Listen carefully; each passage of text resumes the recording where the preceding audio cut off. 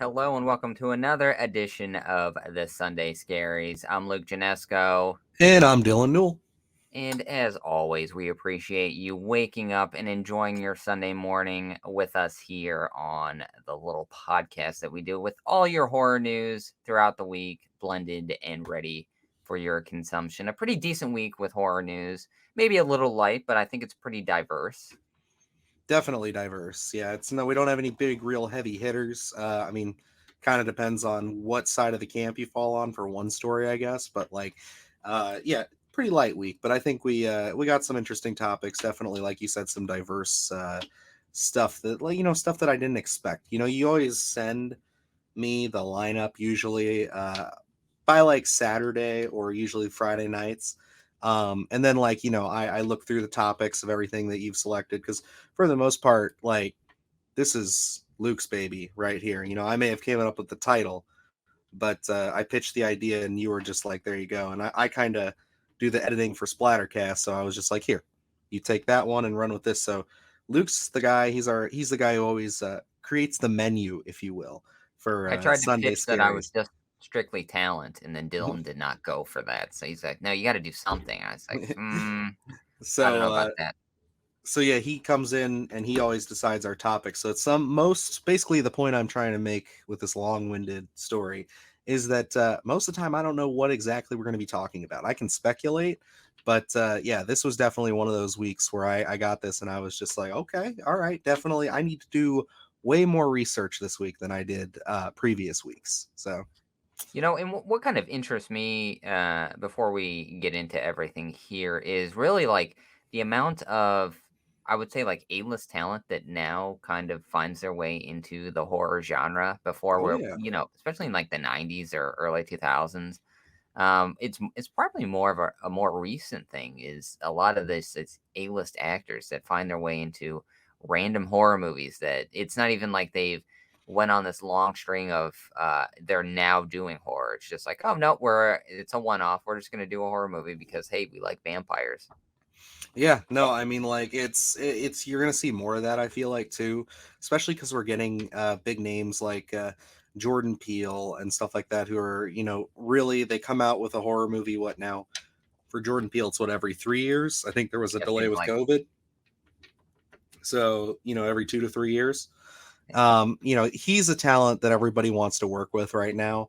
And like with him coming out, it's going to bring people out of the woodwork. Ari Aster, Robert Eggers. These guys are starting to get bigger names in Hollywood. They're starting to become the names, like we had with Martin Scorsese and Tarantino and all these people before them. You know what I mean?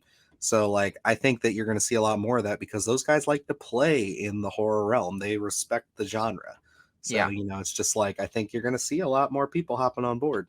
And that's where it's like the horror genre in itself is pretty diverse in terms of emotion and how wide of a range you get to play in a screenplay. I feel where, and I think the '80s were such a big deal where you look back on that and there are the movies that made us and things where it's like the late '70s into the early '80s where you have Halloween, Friday the 13th, all the original things like that where such big deals to the directors now who were kids then. So it's like they grew up enjoying those films and they never really grew out where, the stigma was you have to start in horror and then start making movies you really want to do. Where it's like I think a lot of those guys, Jordan Peele, Ari Aster, grew up wanting to make horror movies and there's so much gravitas to it now that those real filmmakers like that are um, attracting A-list actors to do these horror films. And then, what have you with like Stranger Things, depending on where you fall, there is that kind of really catapulted, I feel like, a lot of horror into the mainstream. To be like, oh no, I loved Are You Afraid of the Dark and stuff like that, where it's like, I know people now that I would never would have guessed, grew up loving horror and they were closet horror fans. So now it's like Hmm. with the with Stranger Things kind of being at the forefront of it and a lot of people saying they love it, now a lot of people are way more comfortable coming out and saying, "No, I love horror." Yeah, no, I mean, like, I could definitely see that. There's definitely more of a love for horror now, where we kind of lost that as we transitioned from the 80s to the 90s, and especially in the early 2000s, where it just kind of left. But I think a lot of it is also it's just those waves that we kind of ride, where it's like, there was a boom in the 80s of serializing horror and making it, something consumable every year for people, and just kind of really franchising the hell out of it. And then, you get into the 90s where it's like, it's kind of starting to get washed out, but you get a couple of hits here and there. You get some different stuff. And then in the early 2000s, it's just remake city, Yep. because they just don't, they don't want to break from their, what they had. They want to make sure that they're using their recognizable names, because this is what's been working.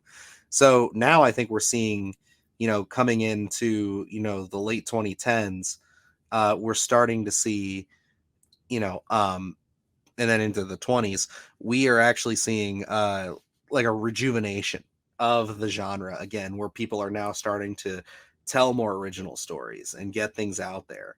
Um, and it's really nice to see. It's just like we're living in a prime time for horror right now, especially coming into the streaming age, because now it's so much more accessible. They're so cheap, and people just want to throw them on their streaming service, and more people just want to get their content out there.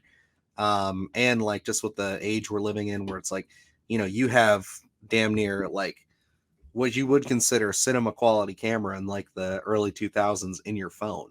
Yeah. So it's kind of like, you can kind of, I know that's hyperbolic, but like, you can kind of really just produce whatever you want when you need to. And like, we have things like all these horror podcasts and all this stuff like that. There's a lot of YouTubers and stuff. So like, the access is just there. Yeah. And I think a lot of that has to come from, just the internet. Definitely brought it brought brings communities closer, some good, some bad. This is a great community. So, like, this is nice to see. And, Um, horror in itself is very digestible in a sense where it's something that everyone can relate to, being scared. And it doesn't cost a lot to make people scared. It's very, you can do it on a budget. When you get into action, hey, it costs a lot to have someone hang from a helicopter or jump off a building. Those are things that are not in anyone's budget or scope who's leading a normal life that just wants to go make an action film. It would look cheap, but depending on how you are with your storytelling, your suspense, you can make a great horror film on a very small budget, and a lot of these guys do. It's just, sometimes with the bigger set pieces, and that's where it becomes a little bit of a spectacle, but even that isn't the most expensive thing. So you really get this diverse area of unique stories, and you get to play in, that discussion we'll probably have a little bit later. And we had, I think, on the last podcast about comedy and horror, where you can inject comedy, you can inject suspense, you can inject almost anything into the horror genre and make it feel like it is at home in a sense. And I think that's what attracts so many of these filmmakers, is that you get to play in so much, and you can put those different themes in your story while still maintaining the horror aspect of it. And you really get such a uh, such a unique story that you probably wouldn't get in any other genre. So I think, especially now, like you were saying, where you can make a horror movie by just using your phone, because that the quality is there now. So it's like you get those. I mean, look at Lights Out, where that started off as a short and it became a full feature. It's like I think we're going to get more of that, especially with Shutter being a thing.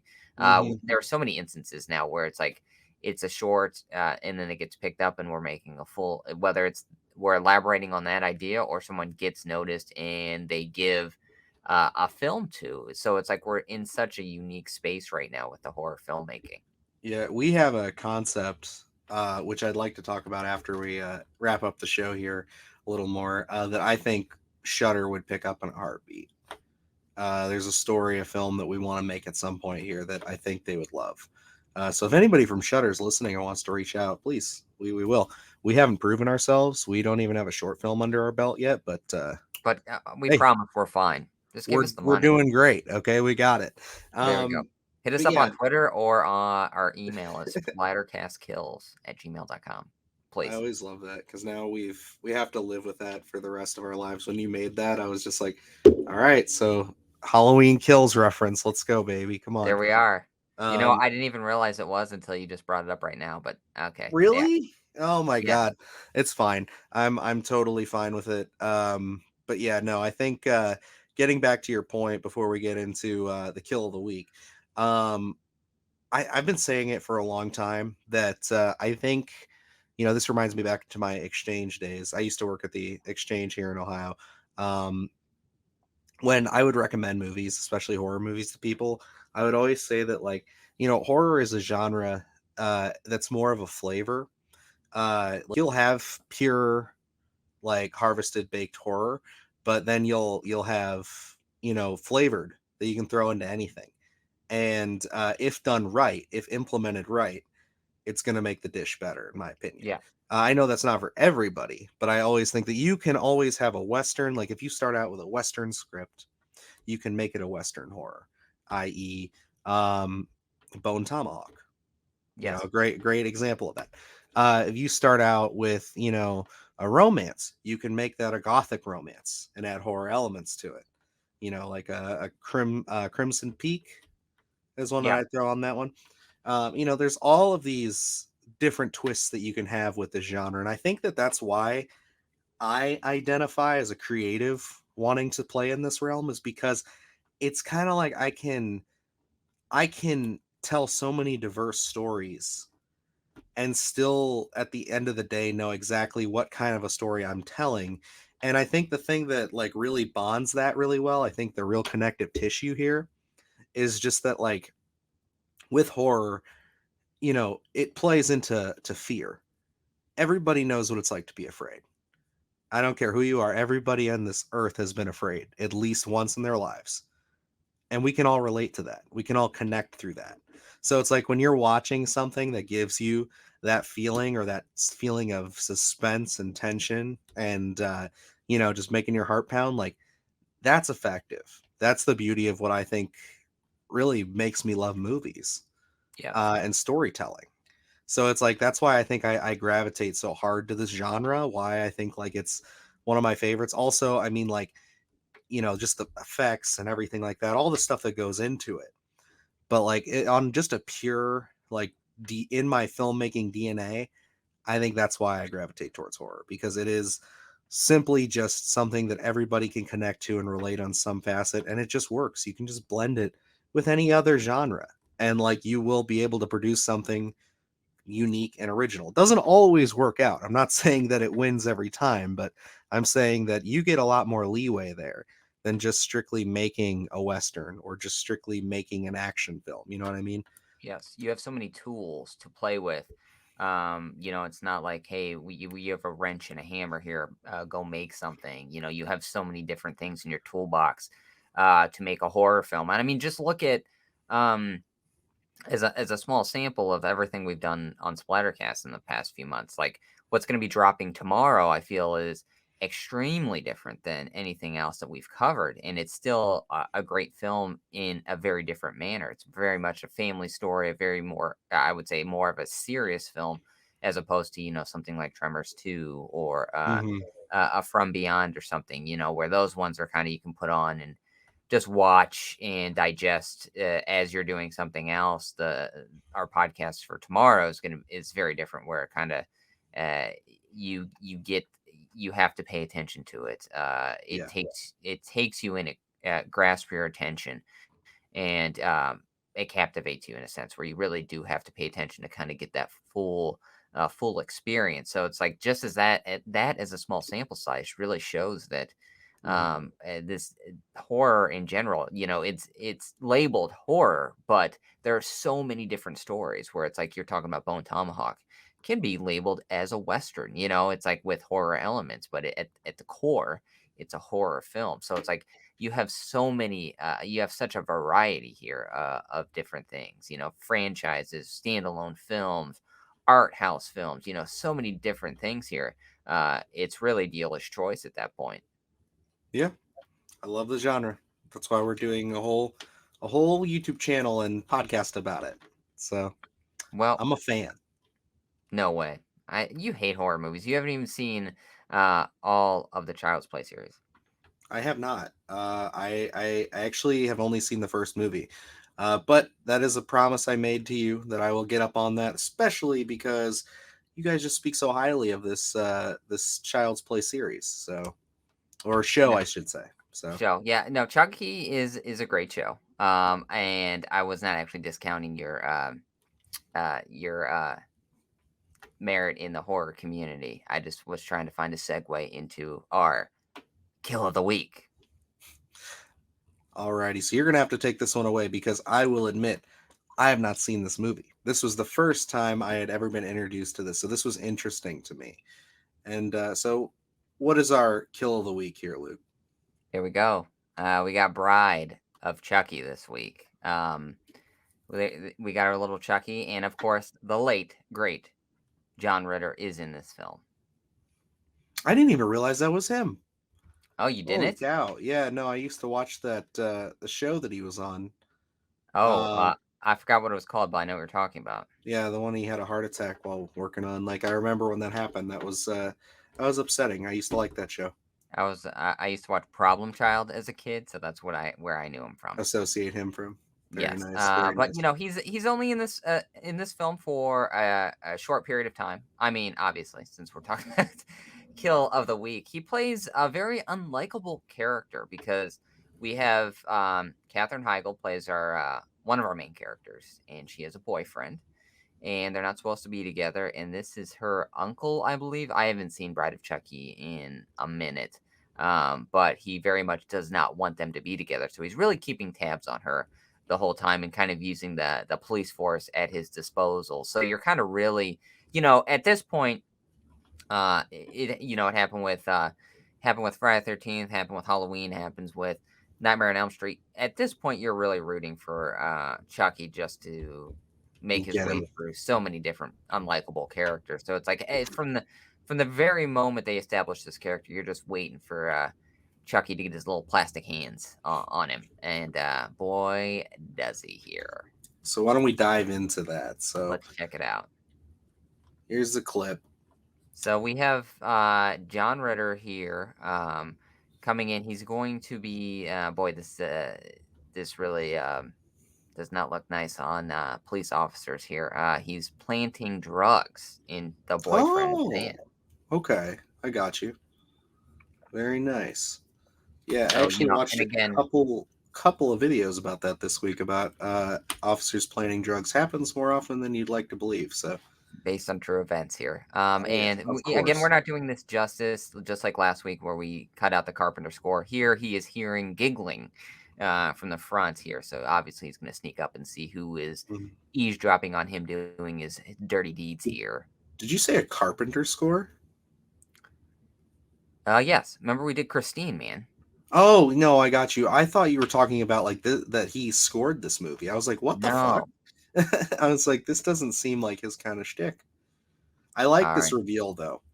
For not seeing this, it does make it interesting. I like him kind of looking around and then seeing all of those nails. Like that's really cool. And I will give it credit. This is a very unique setup for a kill. And something I yes. didn't expect. I think it's a little tongue in cheek, a little different than what we've done. We'll So see. yeah, definitely neat. And right there, he says, "Why does this look familiar to me?" And and before this, I don't want to give too much away. Obviously, you haven't seen this, but they have a whole dialogue between Tiffany and Chucky for a moment where he's planning on killing the John Ritter character, Chief. I'm forgetting his name. It's in. We'll figure it out here in a minute. Warren. Chief Warren, and he's going to just stab him. And Tiffany goes, that's so generic. It's so 80s. You have to come up with something new. And you have to improvise like Martha Stewart. And Chucky goes, who the hell's Martha Stewart?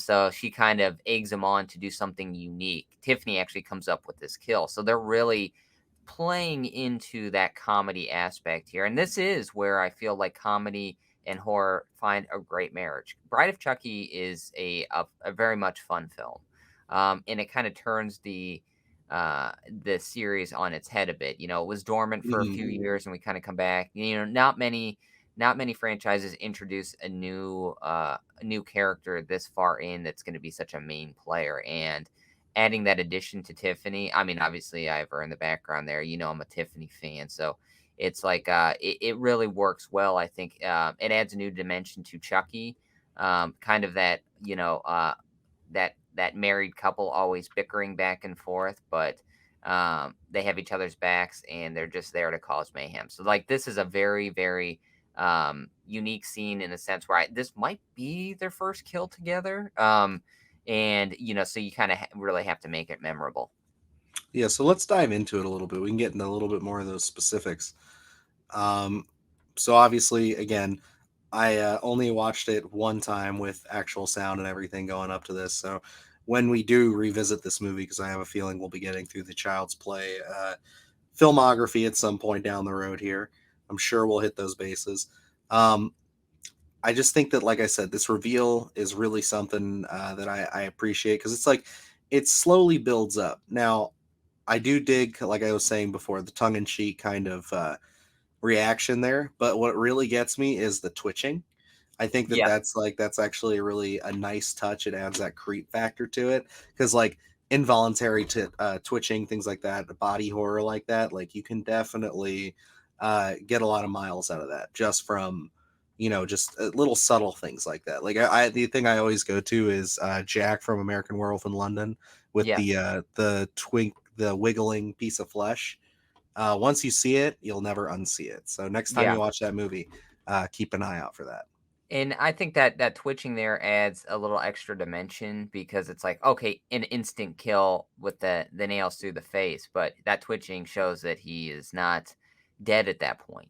So it's like it adds that creepy factor that I would not want to be in that situation, like sitting there with nails in my face, obviously. And it's like Hmm. just that gross out factor, I feel, and it plays that fun little, obviously he's referencing Pinhead a little bit. So it's like it's that fun little um paying tribute to someone else and also breaking that fourth wall by saying it. I think that's real fun and I think that's pretty unique to that Chucky character. Heck yeah.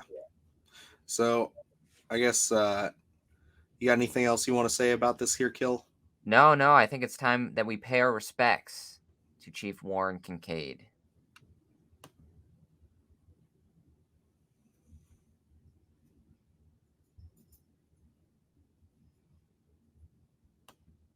Not Alrighty. so much a hero in his profession, but maybe, what is that saying? You live long enough as a hero to become the villain. Maybe that was Yeah, the Chief Dark Warren's Knight. problem.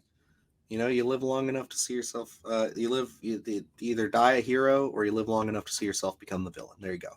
There we are. I had it. I had it. I love We that got movie. there. Of course.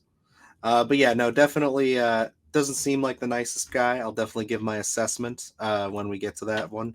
Yeah. But it is one of those things where it's like, I guess on one hand, you know, it's satisfying for the audience to see this guy get his comeuppance. So Yeah. not the most brutal, definitely not nearly as brutal as last week's with Christine. Oh yeah. Definitely, that's pretty rough. I mean, he had it coming, but it's it's still that's what a way to go. You know what I mean? Yeah. In this one, I kind of wanted to show you. I know again you haven't seen too much of the Chucky franchise, so I kind of wanted to have a little introduction there of what you can expect into some of these.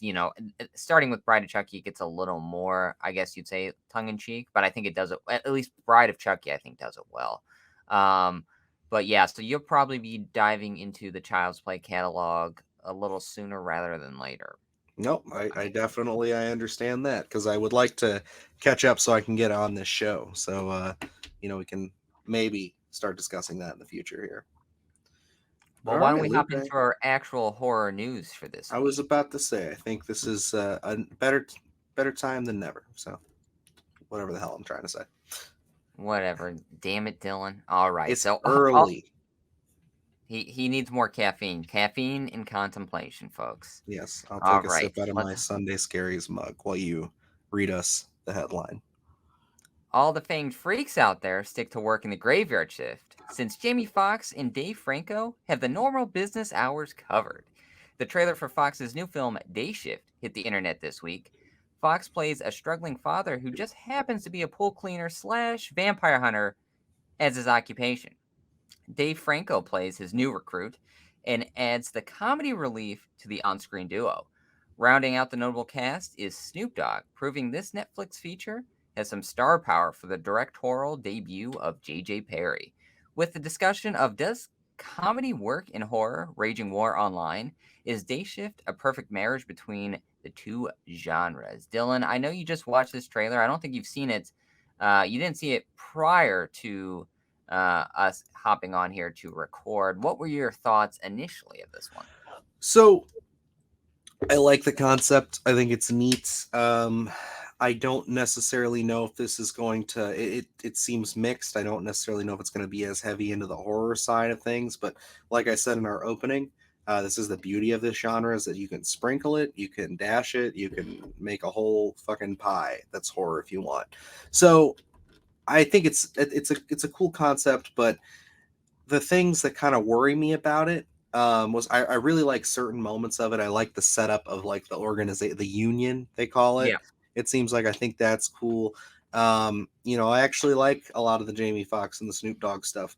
Um, Dave Franco worries me because I feel like they're going to go too heavy handed with the comedy for my liking with this. But I mean, I guess the movie is kind of pivoting itself as a comedy, so I really beggars can't be choosers here. But if you're telling me like, vampires and this concept of him hunting vampires and stuff, I really think that I'd like to see um a little bit more leaning towards the horror side. I yeah, hope that we get there. I hope that maybe this is just a trailer to pull people in. My other gripe, and I know I really can't get around it, but it just screams uh that modern poppy action, or not action but horror film making, when the vampires look like they're going to be primarily CGI instead of yeah. any real practical effects. So I'm always going to be a diehard practical effects guy. There will be things that I defend CGI with, especially as we go later down the list on Splattercast. But um, yeah, I just think for here I'm concerned. It doesn't look the best, but I think that the movie, especially because it's coming out on Netflix, right? Yes. I think I'll give it a August shot. 12th. Yeah, Yeah. I'll probably give it a shot just because. But if this was in theaters, I'd have to wait for some reviews. And that's where I'm kind of at. I think what was it? Army of the Dead, I think came out on Netflix. Was that what it was called? Yeah. And go ahead. I was just gonna say that movie, if we're comparing, similar, but in a sense, I think for me, that movie has the backing of Zack Snyder, who Yeah. already made Dawn of the Dead at that point, and it was, in my opinion, pretty good. So it's just kind of like there's that anticipation there. This is a no-name director as well, so it just kind of like I'm all for it. Like obviously, like get more people in this thing. I want to see what they can do, but like that's just where it comes to me. Like where Army of the Dead as a concept from a no-name director, I might be a little more concerned. But throwing it in Zack Snyder's hands, I'm a little more like, oh, okay, I'll give this a shot. And to be honest, this intrigues me. I think we're gonna get that feeling of Army of the Dead where it's kind of like has horror elements, but it's not full on like scary or anything. And a lot of the things I'm with you on the Dave Franco business. Like I feel like maybe he's playing a little too tongue in cheek for me.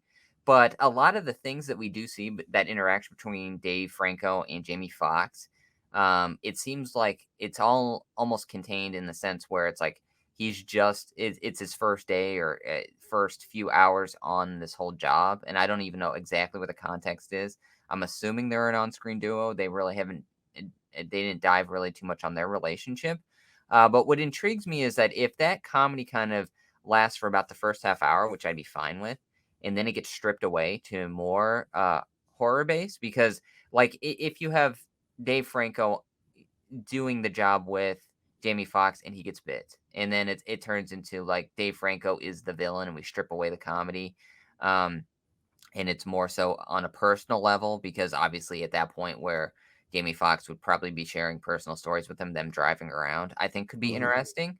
But I love the concept of that he's a pool cleaner slash vampire hunter. For me, that is something that is so kind of tongue in cheek that I absolutely love. It's a very unique concept. So overall, I'm definitely going to give this one a watch. And Nice. where you can look at the two, like the delivery and comedy, where it's very different because Jamie Foxx, in terms of comedy nowadays, he really resonates with me. Like where Dave Franco pees his pants and he goes, "Oh, everyone pees their pants, their first day." And he goes, "Oh, did you?" And like Jamie Foxx's delivery of like, "Oh no, no, I didn't, but you did," where it's like that type of delivery, I think is works so well in terms of comedy, where it's not over the top, it's very subtle, but he knows what he's doing in terms of that delivery. So like for that, I'm very intrigued with. I want to see how this plays out, and I do think maybe Dave Franco's over the topness may be intentional. That's why I'm thinking maybe we kind of take a turn there, to start with a lot of levity and then strip that away and kind of go very horror based with it. And I know JJ Perry has done a lot of stunt work, so obviously this is going to be very action. You can tell that from the trailer as well. So I am getting kind of an Army of the Dead vibe from this. I don't anticipate to being like terrified from this film, but I do think just based on the trailer that to not judge it horror wise from that, where it's like I think we're gonna get a lot more horror elements to it. We're just not going to get that flavor from solely just from the trailer. Nice. Yeah, I mean, I think I'll give it a plus with Jamie Foxx. I'm a big Jamie Foxx fan. I think that he can definitely sell a lot of his roles. I mean, like Django, Baby Driver, stuff like that. I mean, even going back to Ray, like that's a strong casting decision. And yeah, I'm with you there. I hope that it does take a turn.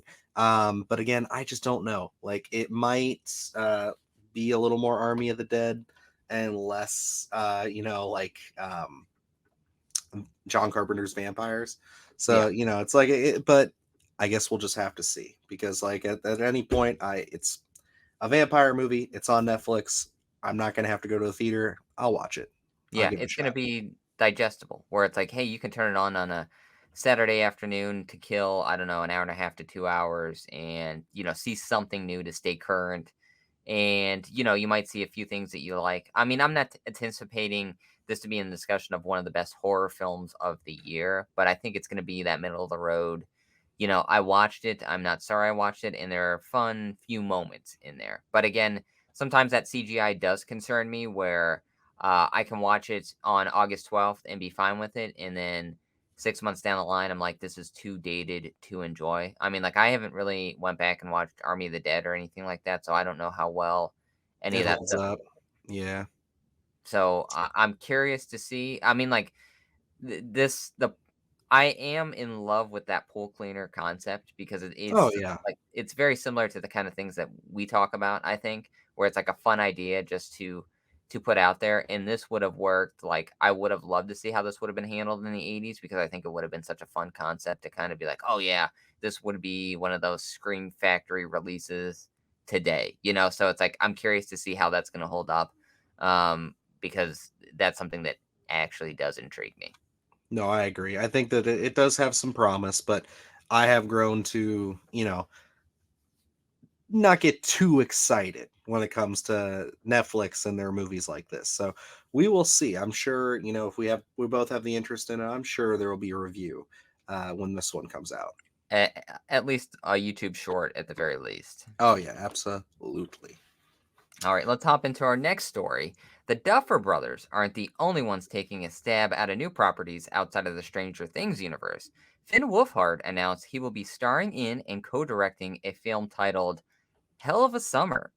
Described as a horror comedy, the details on a lot of the film are scarce, but the film's concept has been described as a slasher taking place at a camp, harkening back to all those 80s classics horror fans just love.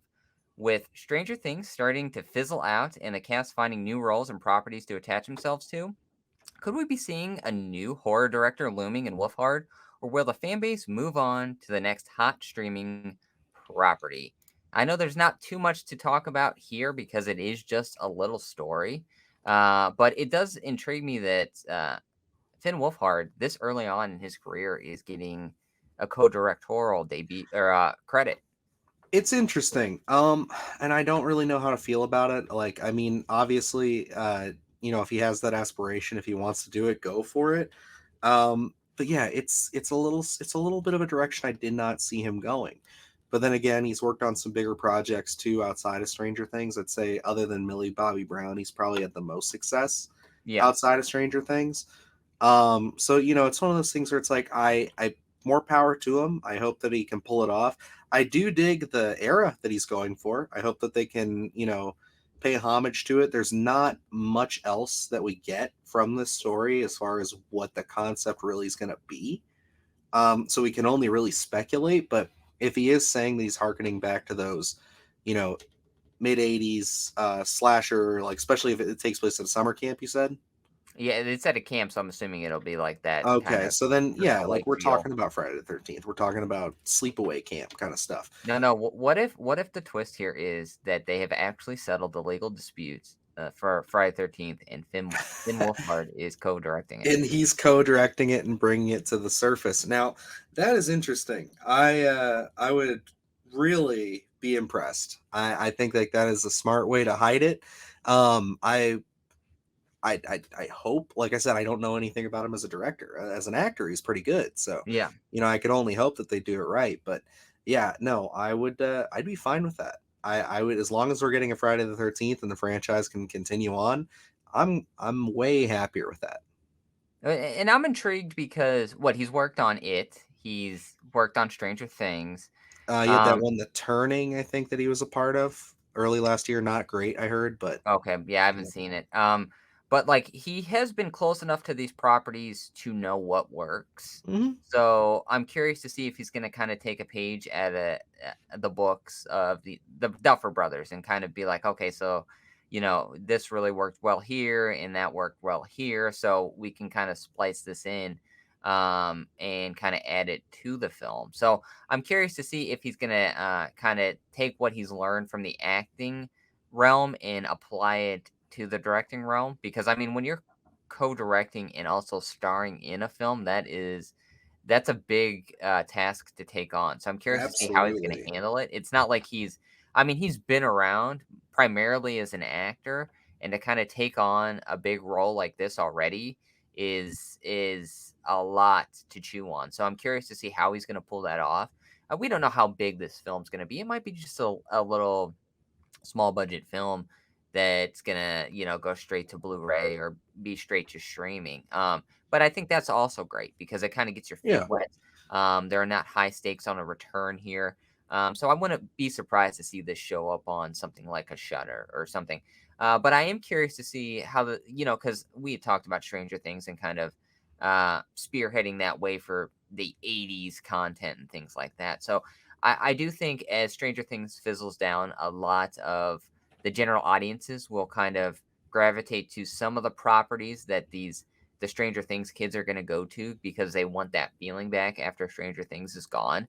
So I'm curious to see if him starring in and co-directing a film like a slasher will kind of bring that audience to kind of I guess you'd say enjoy and ask for more of that kind of concept because we've had a lot of things.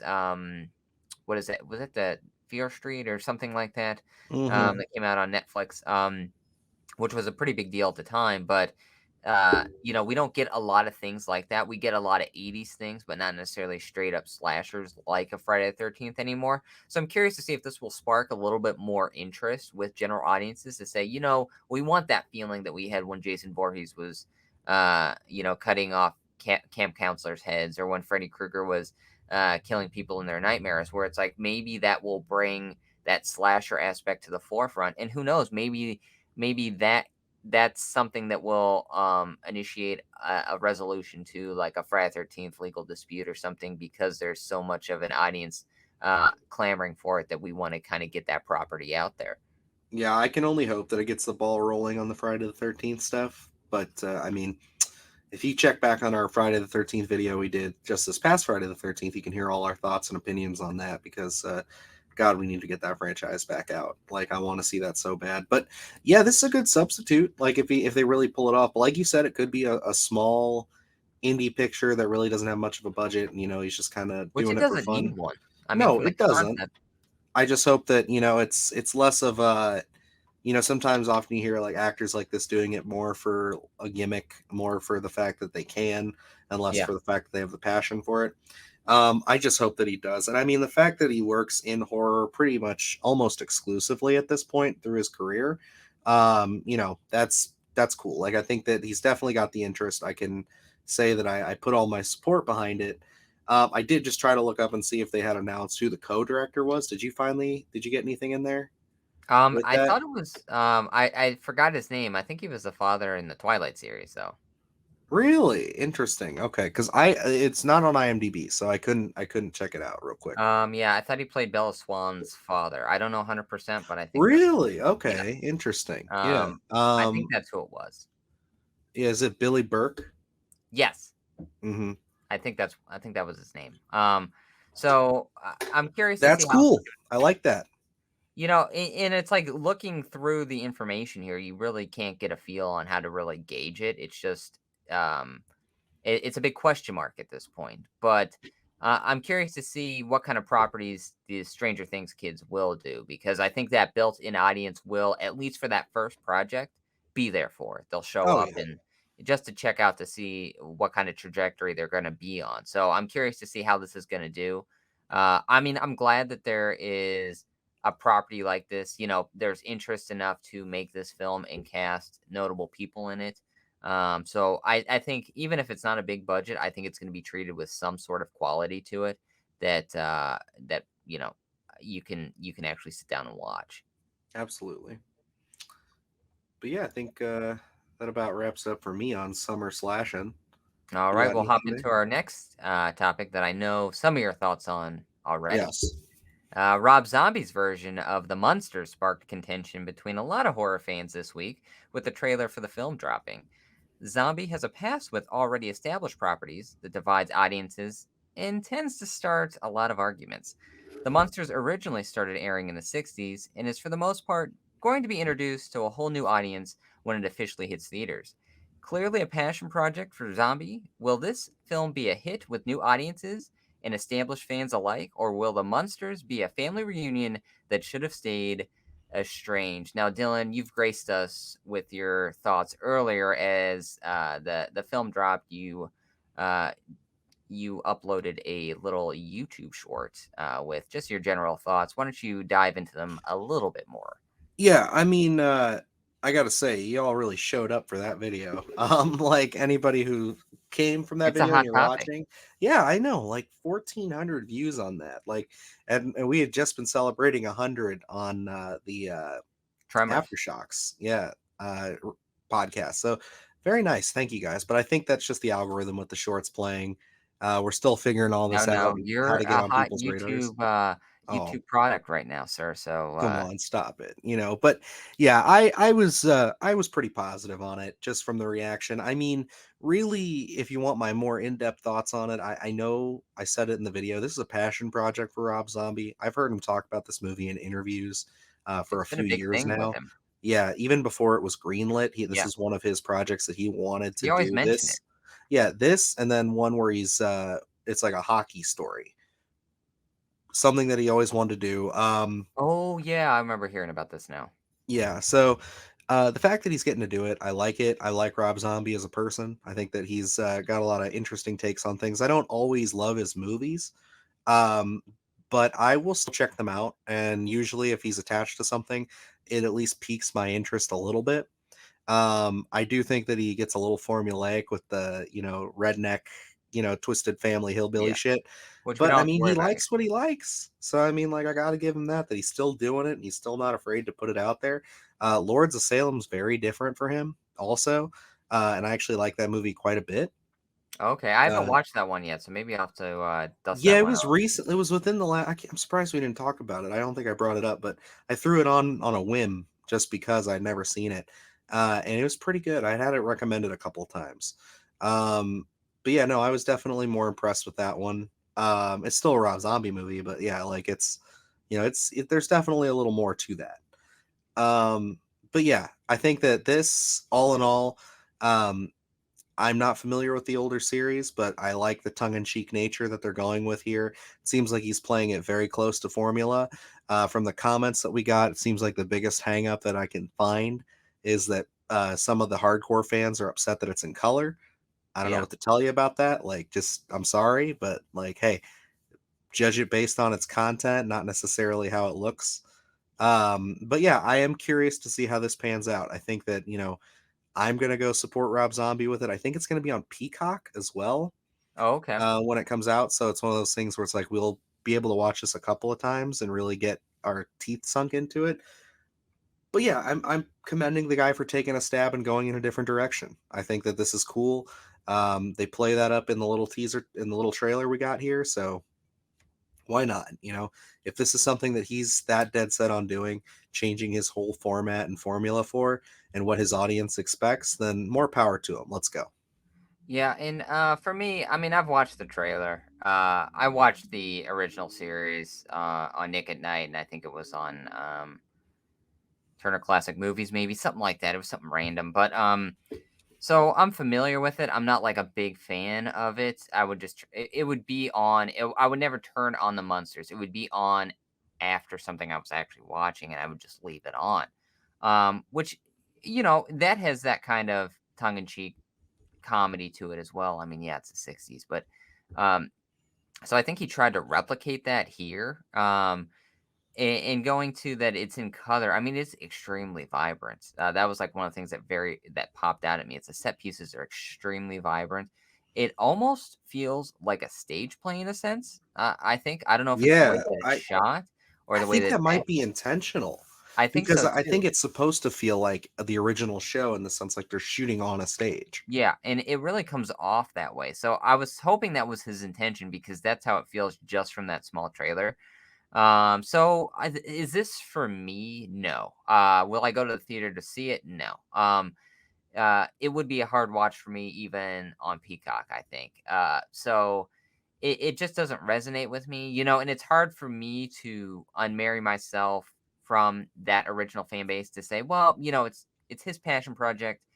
Kind of let him do what he wants because I'm so critical of Halloween from him. So, it's like, I And can't be a that's fair. hypocrite in that sense. So it's like I understand if you're not happy with it. And again, I can't be like, well, you still have the original, so just go watch the original. Again, for me, it kills me that zombies Halloweens exist in this universe. But and again, like you, I think he's a great person. I He's very intriguing. I listen to every podcast that he's on because I just like to hear the way I just like hearing him speak.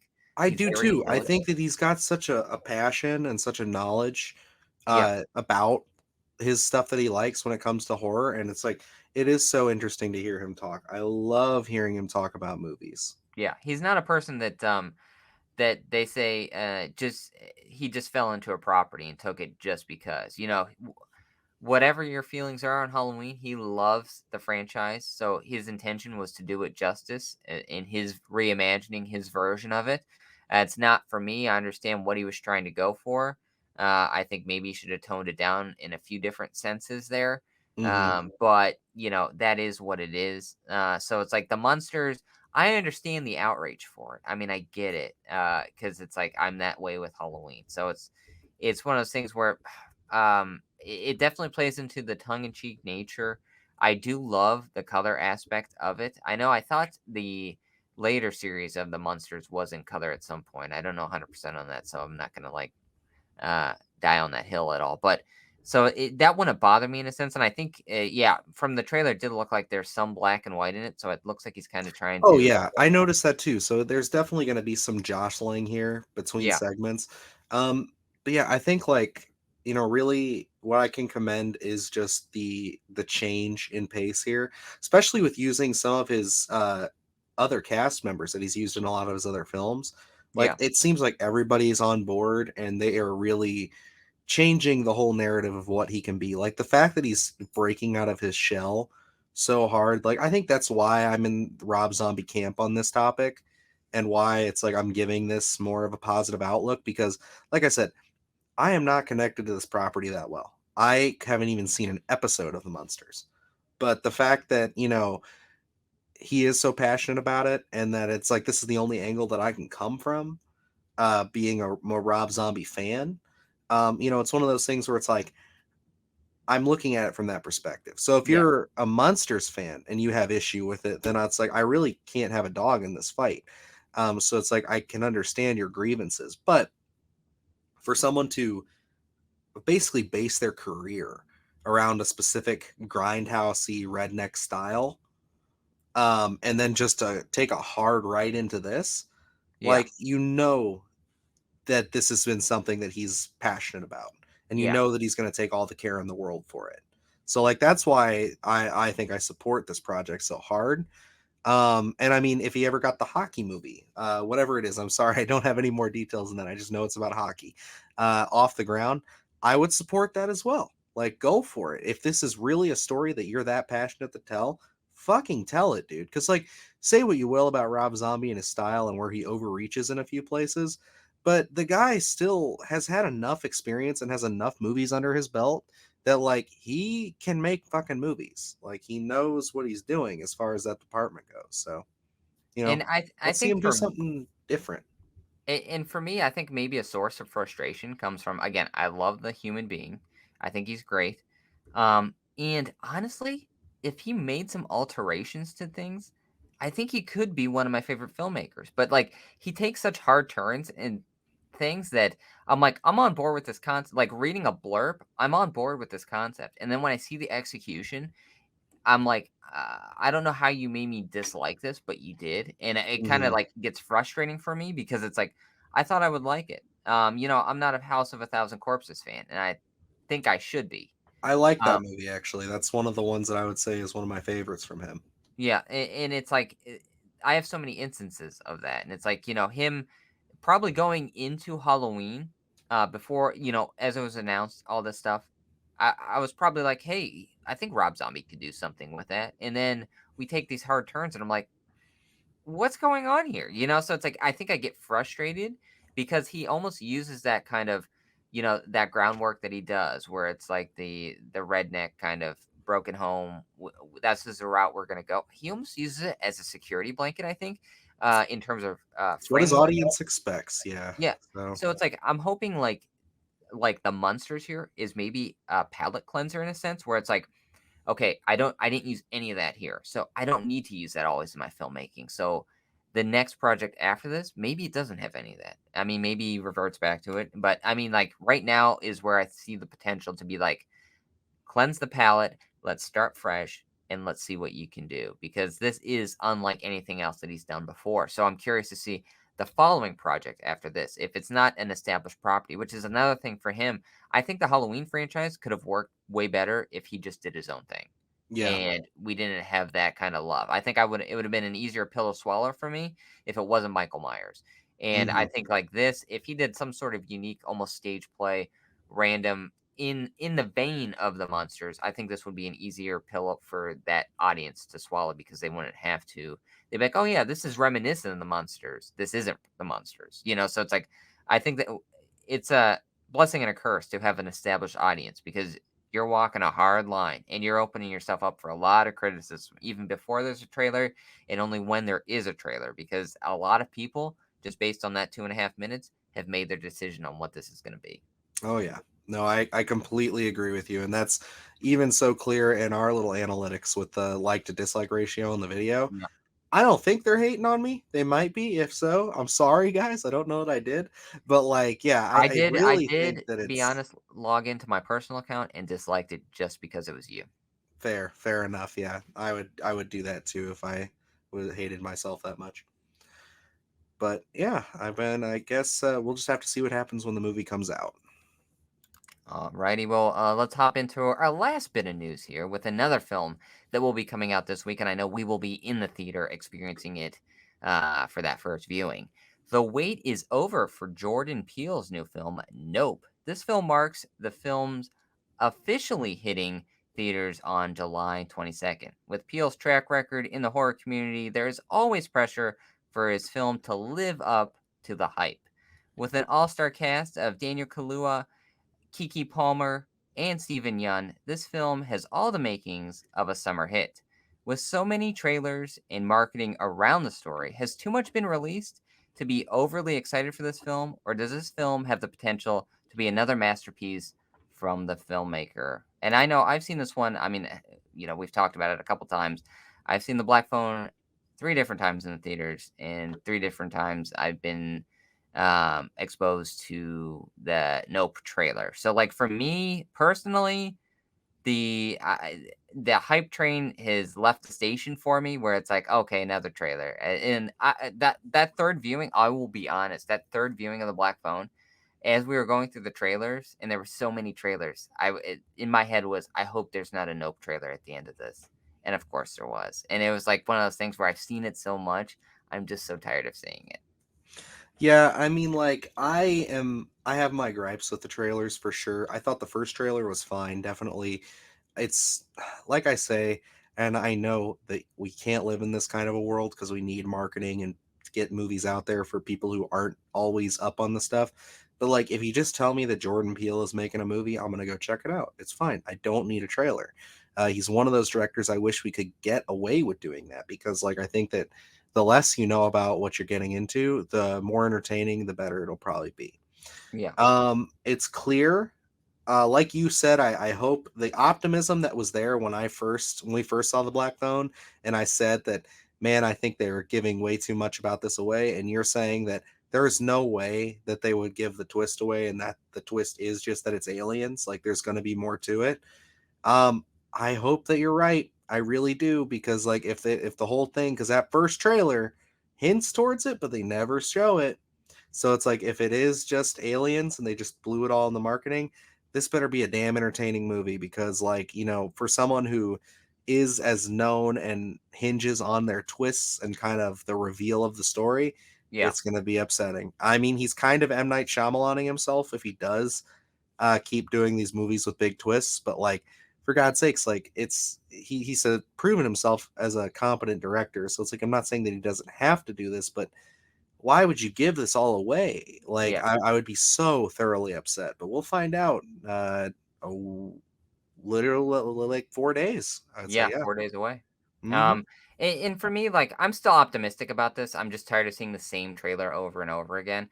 Where it's like, it's probably, I'm guessing it's aliens, but I don't think that's the whole story here. I think they want you to go in thinking it's just aliens, and that's the story you're gonna get, and then they're gonna flip it on its head a bit.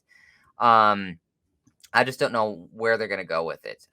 It does feel different in a sense where, Us and Get Out were such a almost a social commentary of a lot of things, where this one doesn't feel that way. And I know it's just a trailer, but just looking at Get Out and Us, I could feel that in the trailers. I thought, where this one, I feel like it's just like a summer movie, so it's like, Hmm. I know that I feel like this is going to have more layers to it, but I'm just not vibing it from that trailer itself.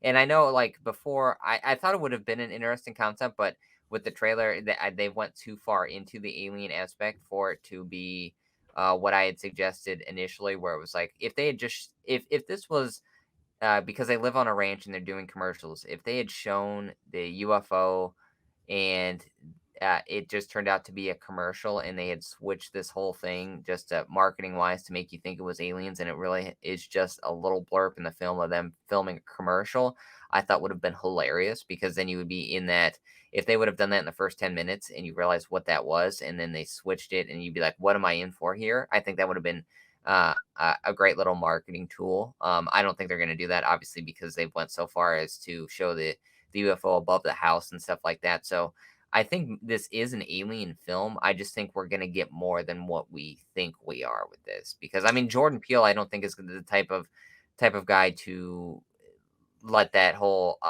tell my whole film in 2 minutes. I just don't see that happening. I really hope you're right because, like, yeah, like I would be concerned if they gave the whole movie away like that. Um, but yeah, I think I have enough faith that they're going to have a little more to it, but you never know. We have Yeah, seen it before where they have just given shit away for big movies with twists and things, and it's just to get butts and seats. And like, I'm sorry, I'm just not one of those people that needs to know everything. Like, my wife, I love her to death, but she's one of those people where she's like, "Oh, you can just spoil it. I don't care. Like, if I Yeah, watch it, I watch it." It's just kind of like for me, I'm like, no, I like to be guided. I want the story to like tell itself, and like I want to be on that journey. you want to I'm be not so wow. like, hey, let's tell me everything about the movie before I see it. I hate that. I think like I've had a more satisfying experience the less that I know. Well, it's become such the norm where it's like, you're watching a movie and you're like, it's one of the last scenes, and then you're like, I saw that in the trailer, I and you hate didn't know the that. context at the time. But I really feel like trailer wise, you should keep most of those scenes for like the first 10 or 15 minutes so that, when you're watching it, you're like, oh, I saw this in the trailer, I saw this in the trailer. But by the time you hit that trigger, it's like, I haven't seen any of this. I don't even, this is all new footage for me. I think you really should be smart about what you're putting in that trailer. And honestly, like what we watched, the Day Shift trailer, the Munsters trailer, the Nope trailers, they're all such like 2.5 minutes. I really just think you need like 60 seconds to really get a taste of a film, not give too much away. No, I agree. I agree, and I really, really hope that they aren't giving it all away. But we will find out in 4 days. So we'll be Yes. seeing it Thursday. What time are we seeing it? I think it's like 5:40. Yeah, we got a real early one on this one. So 5:40, we'll be checking it out. So definitely keep an eye out for some shorts as we go in for our reactions, and you'll be getting a review early Friday morning from us there. We're not big enough to get any screeners, so I'm sorry that you have to wait till Friday morning, but we do go through it. Um, Also, a little sidebar of something that's coming into this. Uh, so they're supposedly premiering the Halloween Ends trailer before this movie. Oh, really? Yes, but we're gonna get it actually the day before on Wednesday. Oh. Oh, Um, is that the 20th? Didn't I know Jamie Lee Curtis said something. yes, yeah, and I threw some stuff up on Twitter asking about it. So keep an eye out for that, guys. We're gonna be doing a couple reactions to that. We're gonna be covering that trailer pretty heavy. So keep an eye out for that stuff too. So it's gonna be a busy week next week with Jordan Peele and then our old boy Mikey Myers popping up. So Little Mikey Myers. I know we got a lot going into it. Oh man. I'm checking out for the week. You're going it alone, buddy. YouTube star, you got this. All right, I got you. I'll do it. I'll do the whole thing solo. I'll be like Charlie from Always Sunny with the board with all my theories about how they're gonna fucking let us down again There with we go. We're just gonna Halloween. set you up with a cork board, and you'll go to town. I'll make you some coffee. You can drink it out of your little mug. Show it off. Show it off. There it is. And then you can wow us with your. You have to tie in the Nope universe with the Halloween Kills Same universe. company, There it same is. company. They can So do it. absolutely. But do you have any final thoughts on the Nope? No, I'm a big fan of Us. So man, I would hate to be Jordan Peele, to be honest, where it's like, Get Out is so highly regarded, Us is highly regarded. You have to make this film. You're riding that high until you're not, so it's like you have a good record right now. You don't want to be that undefeated fighter going into that fight. There's so much added pressure there that I'm curious to see how this is gonna be reviewed. Absolutely. I'm right there with you. I'm actually excited to see it, but again, trepidatious. So I guess that moves us into our final topic of the day. Kind of getting in here with my segment of the Sunday Scaries. We're talking Blu-ray and streaming. Oh Right yeah. off the top, I guess we'll start by saying we did participate in the good old Arrow sale last weekend, so we'll kind of end this segment showing off our picks. Unfortunately, we both ordered some stuff, and it was supposed to show up today, but it hasn't. So, and it's not showing up at all. So, it is what it is. Well, not it's going to show up, but it's like it's not time for the show. So, I picked up some physical stuff. You ordered all of your stuff, didn't you? Yes. See, So, this is where we should have, like the mailman on Mister Rogers, where he knocks on the door, and it's like, oh, he's bringing us the mail, and then that's and where then we get the. he just hands us our movies. Yep. That'd actually be hilarious. But yeah, before we get into that, since there wasn't a whole lot in the Blu-ray and streaming world, I do want to mention right off the top, the Resident Evil series has dropped on Netflix this weekend. We are Heard a checking lot of some of good it stuff. out currently. So we'll be getting back to you guys on that one with a review at some point down the line here.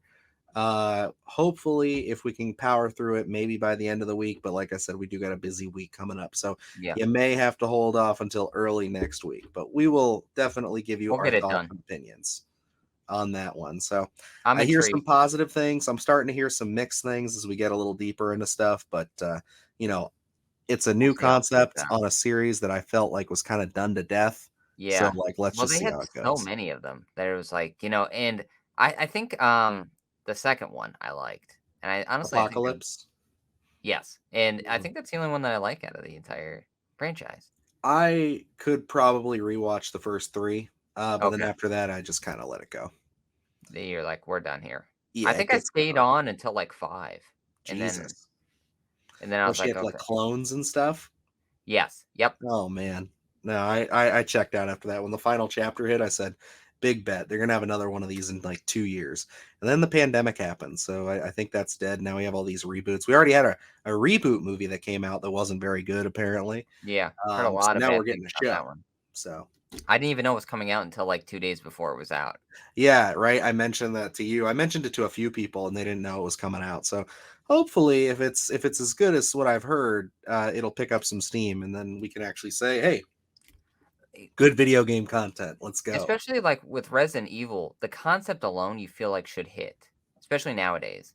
And again, Hmm. Resident Evil was one of those games where I played, like, I don't know if it was, like, 2 or 3, something like that, on the original PlayStation, and I just remember playing it alone in my room at night, it legitimately freaked me out, the opening freaked me out. So it's like, if a video game can do that, they should be able to translate that into film, and it just seems like they haven't been able to do it. Yeah, but I think we'll give them the benefit of the doubt and hope that they can do it this time with a series. We have been very big on certain franchises and things going to the series format, so Yeah. I hope it benefits this one. I'm ready to be a Resident Evil fan, Yeah, 100%. Like, I will go in there, I'm on board until you give me a reason not to be. 100%. So going into our only real Blu-ray announcement for the week, we had Fright Night getting announced on 4K. And Yes. that's the original, not the remake. Which I actually don't mind the remake that much. I think that it's got some enjoyment factor to it. But I do like the original, and I know you're a big fan of the original. I love the original, and I don't hate the remake, but I'm surprised you would say that with the CGI that takes place in that remake. It's I don't know, for the time, I guess, like, I can forgive it, but it's Colin Farrell, Yeah. and, it's I think it's well cast, I think that the concept's cool, but yeah, I if there is a hang up I have, it's definitely the CGI for it. Yeah, and that's kinda what takes me out of it a lot, and, I don't really compare that to the original because I mean, for me, the original is just, such top-notch filmmaking, one of those kinda we'll definitely have to cover that at some point Oh, we and the will. sequel. So it's like one of those things that kinda all the stars align to make that original Fright Night so good. I'm so glad it's getting a 4K because I remember hunting down the Blu-ray for this locally, and it took forever. I had to find it at the Farallon Exchange, and it was like had a mark someone written down the label, but I was like, I can't find this anywhere, so I'm gonna buy it, even though I'm elitist when it comes to conditions Oh, on yeah. Blu-rays. But I was like, I'm just buying it so I can go home and I can watch it. So I will definitely be picking up the Blu-ray. I was really hoping this would have like an American Werewolf Arrow release type deal where it's like you get a poster and stuff because I would be on board with that 100%. Maybe even I remember a few weeks ago when we were talking about the Thing poster figure where it's like I would love a Jerry Dandridge figure. So it's like if they Yeah. would ever actually put that into a big pack, I would be the first one there to buy it. So I'm so excited to see this. I popped on Twitter and just saw the picture and I was like, no way, so I had to comment on it. So excited for this. Overdue. This is a film that deserves the 4K release. It's at the top of my list to buy. And I think because beginning of October. So definitely I will pick it Perfect up and timing. I will rewatch it all throughout October. 100%. I'll be grabbing it as well. It is one that I don't own, but I would love to. I see you have it on your Voodoo, so it's one that I always scroll by and think about rechecking out. Just love the concept of it. Really plays off really well. Do want to say another perk to the or remake is that it is a performance by Anton Yelchin, gone Oh, too soon. Love his work. I don't know. Definitely Can going to we? be covering Should we? some of his stuff as we Green go Room's along. technically horror, isn't it? Oh yeah, Or we'll be covering Green Room. okay. I would count that for sure. Love that one. But yeah, that's the only real Blu-ray title that was announced of any interest to us. Really, I'm hoping we'll get some more. We've had a couple of really fruitful weeks for us, so hopefully we can stay on that path. But without further ado, we'll go through some of our pickups. I guess, Luke, if you kind of want to mention what you bought, and then like Luke had the idea of as we go along here, he's going to do a short later on down the road, possibly of showing the physicals. But yeah, I mean, want to let the good folks know what you picked up. Yeah, so we have 2 overlapping. I picked up 3 total. Okay. 2 from the Arrow sale, 1 from the Criterion Collection sale. The Arrow ones, I think we overlap because I picked up the Tremors on 4K. Yep. I also picked Um, up Tremors, but mine did not arrive. and then I also picked up the Reanimator, which I think you picked up while we were there. Yep. I got Reanimator Have while we were there. you had a chance to watch? You haven't watched that one yet, I'm I assuming. have seen. I love the movie. I have not seen That this edition. copy yet. Yeah. Okay. So I have a older copy of Reanimator. I definitely wanted to upgrade to that one just because of the extras and everything. So definitely worth. I love the cover of that one as well. Um, I think but I love the original. I love the cover of the one that I have. So that might be one I'm not actually going to be trading in. And might just use fair, fair. as a I have little some prop for doubles. setup. But yeah, so I'm excited to see Tremors on 4K. Unfortunately, didn't come here in Mm, time mine did to not actually arrive in view it. time either. So But I will definitely do a couple shorts on those. And then the one Criterion that I picked up is Memories of Murder, which is a Bong Joon-ho film. They have, I think, what has he got? Parasite released and Okja, I think, are both released on Criterion.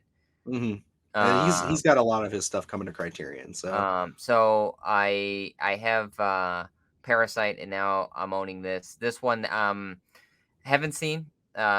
Just decided to pick up this. The synopsis intrigued me, and the director is one of my favorites. So I think this one is actually streaming on Hulu. If you haven't seen it and haven't picked it a up, you lot of don't his know. stuff is too. Yeah, So any his filmography is absolutely worth a watch. This I'd one love the intrigued me. host to get a Criterion at some Oh, point. The I would. CGI does not Yeah, hold up, but the movie's still great. and I assume that he's going to be one of those directors that eventually has his entire filmography on Criterion. To be honest, seems like they're really adamant about getting a lot of his over transferred onto the Criterion. So I will definitely. He'll be a director that I collect all his films on that Criterion edition. So. This is definitely one. It seems very horror based. I'm intrigued by it. I definitely think this will be one that we will eventually cover as well. Oh, absolutely. So getting into my final couple pickups here, I grabbed Creep Show 2.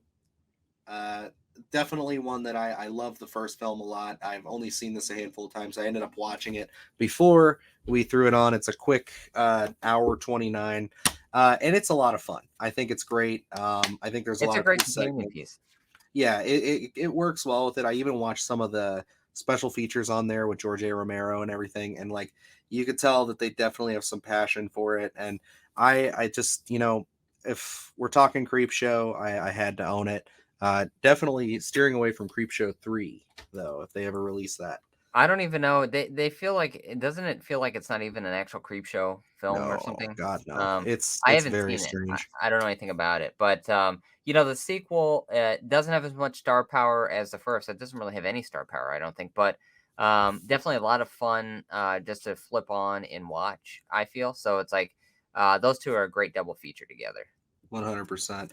This other one is actually one that you guys have seen in my background here, but I had to give it the old upgrade treatment. It's one of my favorites, obviously, if you see the poster. American Werewolf in London. I had the Blu ray when it came out, and then recently they did release a 4K transfer. So I had to pick this one up, this being one of my all time favorite films in general. It had to be done. So I made that. Oh, knocked over Pennywise plus Tremors, which I will also do a short when mine arrives, just showing the condition and the quality and everything. And we'll be covering that I think sooner rather than later when it comes to Tremors content, because we also are big fans of that. One last thing I'll mention, I was saving this for the this Wait, can I podcast. I ask you picked one this up question? on what's up? I wanted to ask you about that American Werewolf in London. Does that come with everything like the lobby cards and the Hmm. poster and all that stuff? Exactly Yes, the same, just 4K. Okay. it is. It's just in 4K. It's a you just get the 4K though, no Blu-ray, which we had a little discussion about, but you do get the cards. You do get the poster. That was why I grabbed it, because I wasn't going to lose out on anything. Yeah. You get the booklets and of course poster, all that. So it all Did you comes same packaging, just different 4K case and 4K Blu-ray. and did you frame the original poster that you had, or do you? No, actually, so I was able to sell it for like full value, which was nice. So Okay, perfect. I will be framing this one though, because unless they upgrade it to 8K, this is probably the last edition of this I'm gonna own. Yeah, and So that poster's so nice. I have it framed off screen here, but it looks so nice hanging on the wall. Great artwork. oh yeah. Amazon. We're in the midst of Prime Day. This was not a Prime Day sale though. This was pre-Prime Day. They had the Evil Dead Groovy Collection That's gorgeous. up for $50. It's originally like 80, so it's a pretty good deal. I'm not gonna get it all out and show everything, but it does slide open with that you get a booklet with both the first film and the second film on 4K, and then the complete series of Ash versus Evil Dead on Blu-ray. Obviously, Army in Darkness and the remake are under different distributors, so they couldn't get them all together for this one. But yeah, it is a beautiful set. And with Army of Darkness coming to 4K from Scream Factory and Evil Dead Remake coming from Scream Factory, they will all look wonderful on my display. I have to work it in somewhere. You guys know I have my Blu-rays set up over here, so I gotta work it in somewhere. You're going to be seeing some changes to the background for sure, just to exclusively include this piece because it is I was beautiful. actually surprised that it wasn't already in place somewhere back there. I was I fully wanted to expecting. wait until we did this, so Okay. that but Now now I now I'm have to gonna have to rework deal with everything. Bruce Campbell's face staring at me during all these, podcasts that we do, but, Oh, but I'm not gonna hate it. I just you wish it have was the real Bruce Campbell. oh, I forgot about that. But you have Bruce right here. He's always been here. What a stud muffin. I'll Oh tell yeah, you one what. of my all-time favorite recent NECAs. I absolutely love the detail work on this figure, and I love having Bruce Campbell with me Well, every time we post. and most people don't know this, but, it's a fight to get Dylan to stop playing with his NECA figures to record, so usually we're sitting here for a good half hour, and I'm just watching him play, before we are able to actually record. Absolutely. But yeah, I guess that about wraps us up. Would you say, Luke, you got anything else? No, no, I think we covered it all. A lot of different horror news. A lot of reviews coming your way, apparently. We got a Oh lot of stuff to tackle this coming week. So this is kind of our moment of what coffee and contemplation, as we say. Where we're taking a breather here. We're starting a busy week. Thank you for joining us here, where we get kind of set for the rest of the week here. absolutely. I'm really happy we don't have to record the podcast this week because, good Lord, could you imagine that? This potential Halloween trailer and a Nope review? I would tap out. It's going to be tough. I hope you guys show up for it. I hope you guys enjoy our content. As always, if you are looking for the audio versions of this, you can find us on Spotify, Stitcher, Apple Music, and Amazon Music. I always get those two confused because they're so close together. And then also you can follow us on Twitter at SplattercastPod, where you can keep up with us. We're always posting stuff on there. Luke is kind of our matriarch there, always keeping the conversation flowing. Yeah, you can keep up with us here on the YouTube channel as well. Feel free to leave us a comment. Let us know how we're doing. If you think there's anything that we could improve on, anything that we got wrong, anything that you think that you just want to chime in on the conversation, please go ahead and drop a comment or hit us up on Twitter. And yeah, I guess that about wraps it up for me. All right, until next week, I'm Luke Janesco. And I'm Dylan Newell. And friends, stay scared.